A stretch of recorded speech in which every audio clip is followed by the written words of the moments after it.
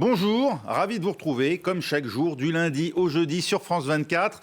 On va plus loin dans un instant avec Gauthier Ribinski, chroniqueur international ici même à France 24. Bonjour Gauthier. Bonjour Raphaël.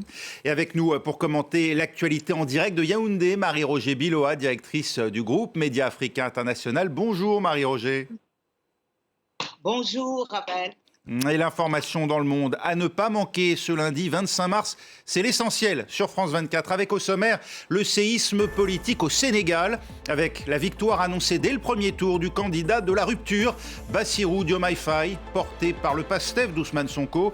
Il a largement dominé le camp du pouvoir sortant. Amadou Ba et le chef de l'État Macky Sall ont d'ailleurs reconnu sa victoire. Une résolution qui fera date. Le Conseil de sécurité appelle au cessez-le-feu immédiat à Gaza et à la libération des otages. L'abstention sur le texte des États-Unis ne passe pas auprès de Benyamin Netanyahou. Israël annule l'envoi d'une délégation à Washington. Et puis Vladimir Poutine reconnaît pour la première fois la responsabilité d'islamistes radicaux dans l'attentat de Moscou. Mais il lie cette attaque à la guerre en Ukraine. La France, elle, relève sa vigilance en alerte attentat après l'annonce de 2 attaques déjouées depuis janvier. Des menaces émanant de la même branche du groupe État islamique qui a revendiqué la fusillade de Moscou selon Emmanuel Macron. C'est tout de suite l'essentiel sur France 24.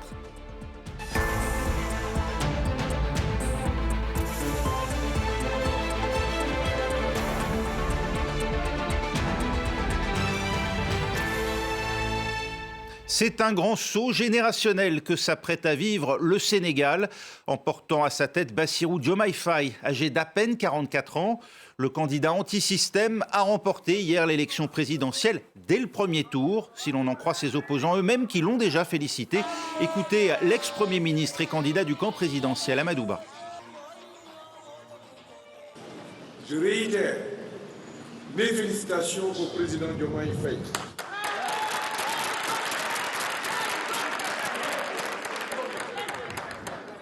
Je lui souhaite réussite et succès à la tête de notre pays. Puisse Dieu l'accompagner dans la réalisation de sa mission pour la grandeur de notre nation et le bien-être de nos populations. Félicitations aussi du président sortant, Macky Sall. Sarah Sacco, vous êtes à Dakar pour France 24. On voit se dessiner une transition pacifique du pouvoir au bénéfice de Bassirou Diomaye Faye. Tout à fait, Raphaël. On a entendu Amadou Ba, son adversaire, sur le réseau social X. Macky Sall, lui, donc le félicite en expliquant que les tendances le donnent gagnant. Avant eux, l'essentiel des candidats à ce scrutin avait félicité d'ailleurs dès la soirée Bassirou Diomaye Faye que les tendances donnaient largement en tête de ce scrutin. On peut parler de fin heureuse, de happy end, en tout cas d'issue pacifique à des semaines de crise, pour ne pas parler de mois de crise qui ont atteint leur paroxysme avec donc l'incertitude autour de la date de ce scrutin. Quelle surprise tout de même cette élection acquise dès le premier tour de scrutin. On peut parler de révolution démocratique, Sarah ? Oui, on peut parler de révolution démocratique, Raphaël. Et puis, c'est une surprise, vous le disiez, puisque personne ne pariait véritablement sur une victoire au premier tour d'un des candidats. Il y en avait 19, même si 2, c'est vrai, c'était désisté en fin de campagne, mais bon, ils étaient 19 à concourir, c'était du jamais vu au Sénégal, jamais il n'y avait eu autant de candidats, et donc tout le monde pariait plutôt sur un second tour avec Amadou Ba, Bassirou Diomaye Faye, qui étaient un petit peu les favoris de ce scrutin. En tout cas, la campagne s'est vraiment polarisée entre deux. Alors, le Sénégal avait connu 2 précédentes alternances, Diouf Wade en 2000, Wade Macky Sall en 2012, mais jamais un candidat de l'opposition l'avait emporté comme ça dès le premier tour. Donc on peut véritablement parler de surprise, et on peut parler également de révolution, vous le disiez, puisque c'est le candidat anti-système, c'est comme ça qu'il s'est prononcé. Vous avez parlé de gap générationnel, il est jeune, il a 44 ans, il se présente un petit peu comme finalement un fonctionnaire normal, c'est ce qu'il est, puisqu'il n'a jamais exercé de mandat électif, il n'a même jamais été maire ou député. Les gens le connaissent comme militant du parti d'Ousmane Sonko. Et donc, pour vous dire en fait qu'il se présente vraiment comme le candidat de la rupture, il a même publié sa déclaration de patrimoine et qui a été beaucoup commentée ici dans les médias. Alors pour la petite histoire, il a 4 millions de francs CFA sur son compte, ça fait à peu près 6 000 euros. Il est endetté à hauteur d'à peu près 80 000 euros à la banque. Il a 2 voitures d'occasion. Bref, pour les Sénégalais, en fait, il y a vraiment une rupture de profil avec donc Bassirou Diomaye Faye, qu'ils ne connaissent pas si bien que ça. En plus, il était emprisonné presque toute cette dernière année. Il a passé 11 mois en prison. Il est sorti de prison tout de suite pour faire campagne. Donc vous imaginez que c'est quand même assez étonnant, en tout cas pour beaucoup d'observateurs de la vie sénégalaise. Eh oui, merci Sarah Sacco, en direct de Dakar pour France 24. Et pour mieux comprendre ce qui attend désormais le Sénégal, portrait en images par Serine Bed de celui dont tout porte à croire qu'il est bien le nouveau président élu, Bassirou Diomaye Faye. C'était le 15 mars. Acclamé par une foule de partisans, Bassirou Diomaye Faye fait son apparition dans les rues de Dakar. Emprisonné pour outrage à magistrat, diffamation et diffusion de fausses nouvelles notamment, il a passé 11 mois en prison. Bassirou Diomaye Faye a été libéré la veille, en même temps que son guide, l'opposant Ousmane Sonko. Les 2 hommes ont été libérés à la faveur d'une amnistie, 10 jours avant la présidentielle. Ousmane Sonko ne peut pas se présenter, sa candidature a été invalidée. Il a donc désigné son bras droit comme candidat de leur parti, le PASTEF. Je vous amène mon petit frère, mon ami qui est notre candidat à tous, c'est Bassirou Diomaye Faye. Le résultat d'une relation fusionnelle entre les 2 hommes. Ils se connaissent depuis 2007 et évoluent depuis 2014 au sein du PASTEF, dont Bassirou Diomaye Faye est considéré comme l'architecte. À 44 ans, l'ancien inspecteur des impôts est diplômé de l'École nationale d'administration. Il se présente comme le candidat du changement et d'un panafricanisme de gauche. Bassirou Diomaye Faye a promis de rétablir la souveraineté nationale, de combattre la corruption et de mieux répartir les richesses. Il dit aussi vouloir lutter contre ce qu'il appelle l'hyperprésidentialisme. Il faut réduire les pouvoirs du président de la République. Donner plus de prérogatives au Premier ministre pour lui permettre de conduire correctement ses missions, de remplir correctement ses missions et surtout de mettre un terme au fait que le président de la République écrase de tout son poids les autres pouvoirs, à savoir le législatif et le judiciaire. Issu d'une famille modeste, Bassirou Diomaye Faye revendique ses origines rurales. Discret, voire austère, moins charismatique qu'Ousmane Sonko, il était encore méconnu des Sénégalais lorsqu'il a été placé en détention l'année dernière. Mais celui qui a remplacé son mentor au pied levé se dit confiant. Je suis prêt à enfiler avec justesse le costume de président de la République. Je suis prêt à endosser cette fonction pour en faire une opportunité d'engager durablement notre pays vers les voies du développement et de la refondation. Un projet politique visiblement attendu par les Sénégalais qui ont fait le choix de la rupture. D'abord un constat, Marie-Roger Billois. Le Sénégal, une fois de plus, donne par sa classe politique une leçon de sagesse et de maturité démocratique en reconnaissant sans équivoque donc le vainqueur sorti des urnes. Ça, c'est quelque chose qui va être retenu, bien sûr. Mais au-delà de ça, on a parlé de révolution, mais on peut voir, il montre que le vote démocratique peut aussi produire des révolutions. C'est important de le signaler à un moment où l'Afrique de l'Ouest est secouée par des coups d'État et qui sont plus ou moins soutenus par des mouvances diverses qui veulent des ruptures constitutionnelles. Et là, tout en respectant les règles, on a quelqu'un qui était parfaitement inconnu. Je dirais, il est un peu l'ombre de celui qui n'a pas pu se présenter. Il a fait une campagne en 1 semaine, 10 jours, qui n'a pas coûté des 1000 et des cents.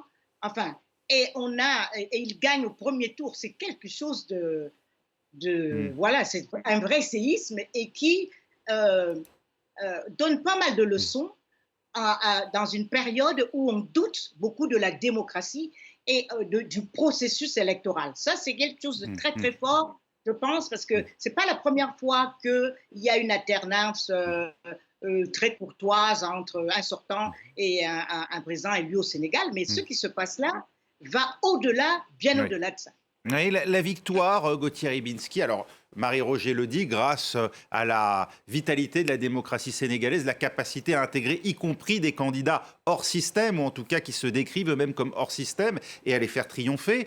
Un candidat emprisonné, voilà encore une dizaine de jours avant le scrutin, qui précipite le Sénégal, jusque-là pôle de stabilité en Afrique de l'Ouest, dans l'inconnu. Alors, il y a plein de choses dans ce que vous venez de dire. Il y a d'une part le pôle de stabilité, celui que nous aimons, nous, en Europe, bien voir dans le Sénégal, celui que certains Africains aiment bien voir dans le Sénégal. Mais c'est vrai, on l'a vu quand on a commenté notamment la décision de Macky Sall de reporter dans un premier temps l'élection. Puis ensuite, on est revenu dans les rails. Vous vous souvenez que la semaine dernière, nous disions, attention, les deux candidats affirment que si l'un ou l'autre n'est pas élu dès le premier tour, c'est qu'il y aura des irrégularités, et on reste malgré tout à chaque fois dans les clous, si j'ose dire. Malgré, et ça il faut bien le voir aussi, en 3-4 ans, le Sénégal a connu beaucoup de convulsions, de manifestations violentes, etc. Alors, bon, je vais faire, pardonnez-moi, le poil à gratter par rapport à ce qu'a dit Marie-Roger. Est-ce que le fait, justement, d'élire quelqu'un qui est totalement inconnu, ou presque, est-ce que c'est un signe de maturité démocratique ou politique? Je m'interroge là-dessus parce que c'est vrai que pour le reste, on ne peut que considérer la chose comme admirable, bien sûr. Mais on perçoit à travers ce choix, bien sûr, quelque chose qui est de l'ordre du refus et du ras-le-bol, au fond, d'une certaine élite politique sénégalaise. Très bien, mais ceci pour dire que d'ailleurs on est aussi dans le Nord, en Europe, on est capable d'avoir ce genre de comportement. Et je poserais la même question si c'était le cas. Est-ce que précisément, pour répondre à votre question, c'est pas un grand saut dans l'inconnu que d'élire une personnalité dont au fond on ne sait pas grand-chose? Les Sénégalais ont élu certes un inconnu, mais peut-être un élément de réponse. On vient d'entendre Marie-Roger dans le sujet, Ousmane Sonko présenter Bassirou Diomaye Faye comme son petit frère.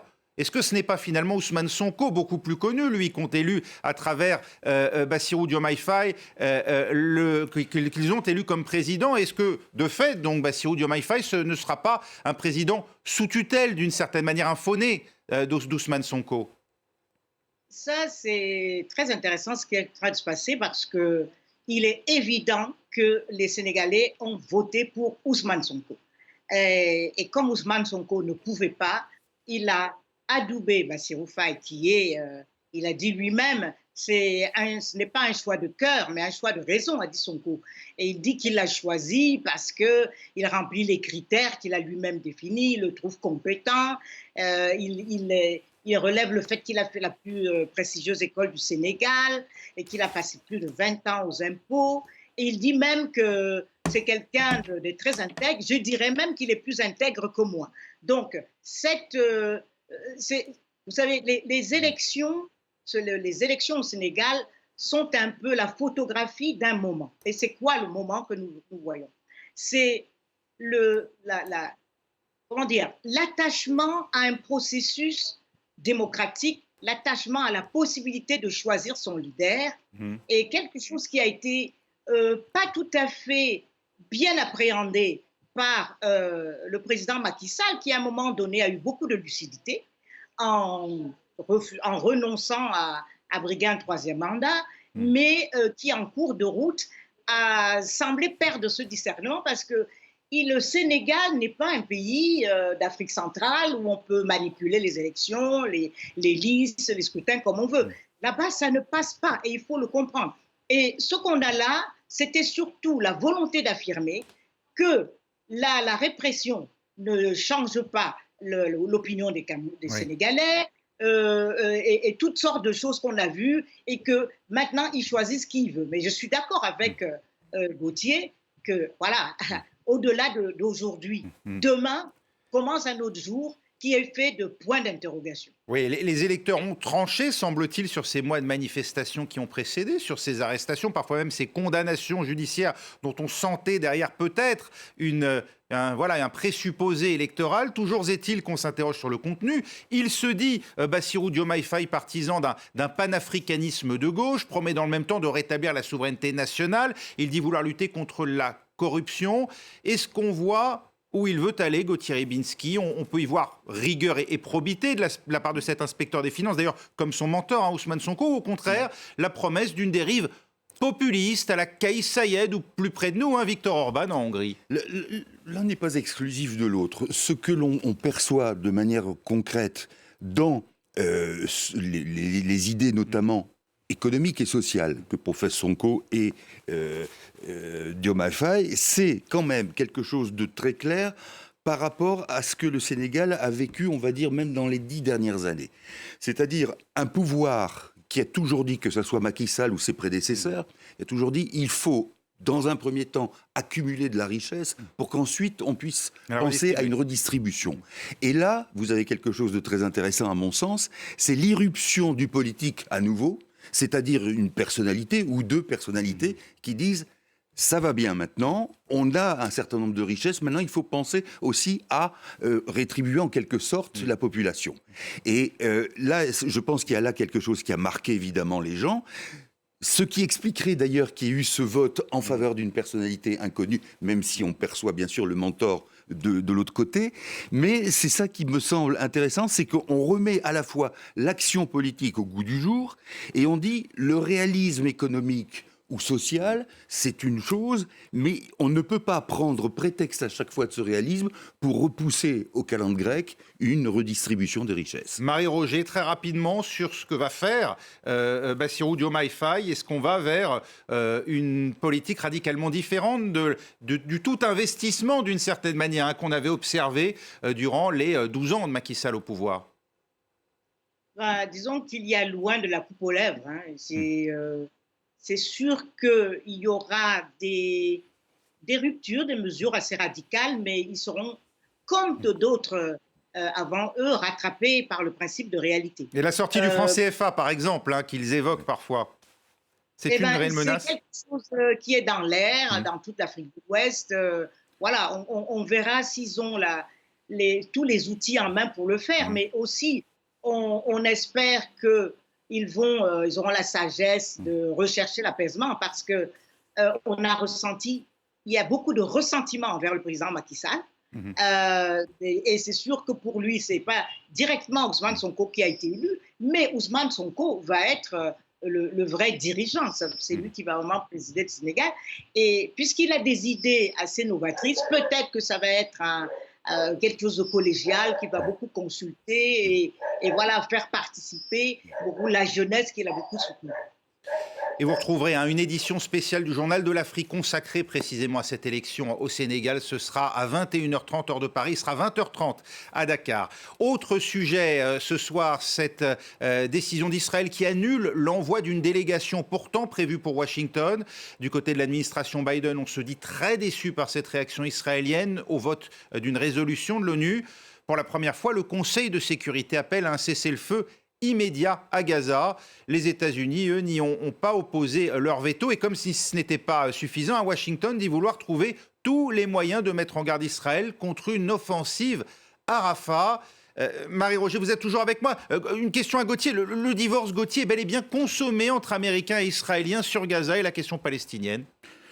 Je pense que ça serait un peu hâtif de dire ça, dans la mesure où, avant qu'il y ait un véritable divorce entre les États-Unis et Israël sur la question, il faudra une révolution copernicienne, c'est-à-dire que dans l'action d'un président des États-Unis, il y a toujours la considération que l'on réserve à Israël, et même s'il y a des pressions, même si Joe Biden a compris qu'il y avait même un piège pour lui, dans la mesure où il pouvait être enfermé dans cet attachement ou dans ce soutien sans faille et sans réserve à Israël. Je ne suis pas sûr qu'on en soit encore là. Maintenant, le fait qu'il y ait cette marque à travers une résolution où les États-Unis s'abstiennent, ça n'est pas la première fois. Il y en a eu d'autres, notamment sur la colonisation, sur les colonies israéliennes.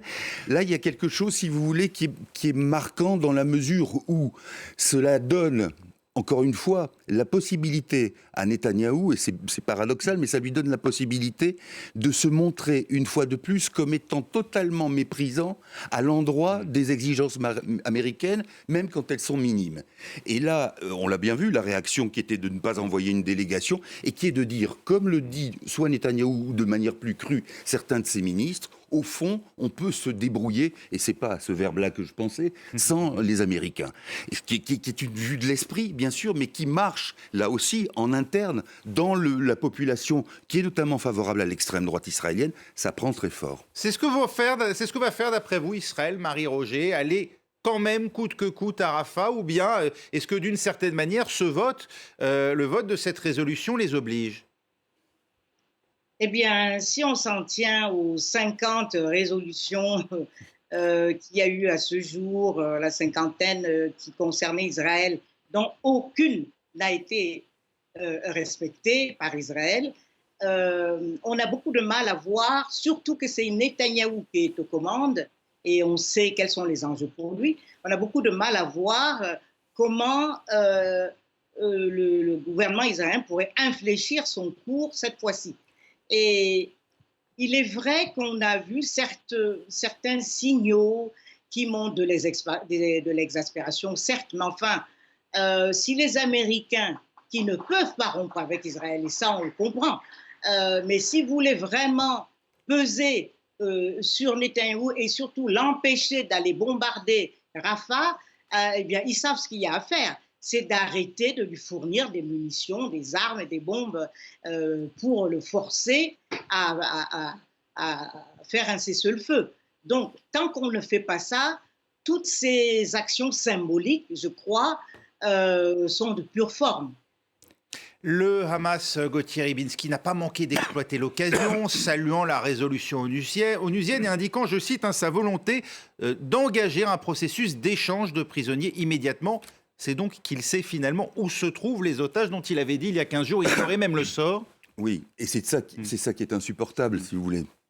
C'est qu'on peut avoir toutes les critiques qu'on veut sur Israël, quand vous voyez que le Hamas, et ce qu'il a commis, se retrouve mis en selle par alors pas uniquement par cette résolution, mais en disant, mais oui, voilà, nous avons notre avis. Souvenez-vous, quand il était question de la trêve, le Hamas disait, nous réfléchissons. Il y avait comme une sorte de réinstitutionnalisation du Hamas, et qui est effectivement quelque chose de très dérangeant. Donc, comme vous le disiez, oui, tout d'un coup, on a peut-être retrouvé les plans des otages. Et puis surtout, ce qu'il faut voir, c'est que autant vous avez eu dans l'action de la branche armée du Hamas, et de ce qu'elle a fait, de ce qu'elle a commis le 7 octobre, quelque chose qui relevait non seulement de l'abominable, mais aussi du suicidaire, d'une certaine manière. Et là, vous sentez qu'il y a la branche politique du Hamas, qui est celle qui fait partie d'une bonne société de Doha, par exemple, qui est en faveur au Qatar, et qui se dit, mais attendez, voyons ce que peut être notre avenir politique. Et notre avenir politique, eh bien, c'est peut-être de faire... de montrer patte blanche, de dire oui, par exemple, comme la réaction du Hamas qui dit ce soir, c'est une bonne initiative que cette résolution. Là, on est aussi en train, il ne faut pas perdre de vue ce qui s'est passé. Ce qui se passe, c'est qu'on remet en selle à la fois cette organisation, et de l'autre côté, et c'est ça qui est effarant, c'est que vous avez un Netanyahou qui peut poursuivre, qui va poursuivre son idée. Alors, vous avez raison de vous interroger jusqu'où, mais encore une fois, c'est cette idée qui consiste à dire... Tout doit être fait pour ne pas arriver à une solution à deux États, et surtout pour faire en sorte que les Israéliens ne considèrent jamais comme valide, légitime, une solution à deux États. Et c'est ce que fait Netanyahou. Parce que c'est vrai qu'au bout d'une décennie, vous aurez des enfants palestiniens qui seront braqués sur cette idée de vengeance, et qu'à ce moment-là, vous aurez un autre Netanyahou qui dira... Vous voyez bien, je vous l'avais dit. Oui, la malédiction semble décidément s'acharner sur cette région. C'est sans doute aussi le fait, bien sûr, des personnalités qui la gouvernent des deux côtés. Merci beaucoup, Marie-Roger Biloa, qui était avec nous en direct de Yaoundé, et Gauthier Rybinski à mes côtés.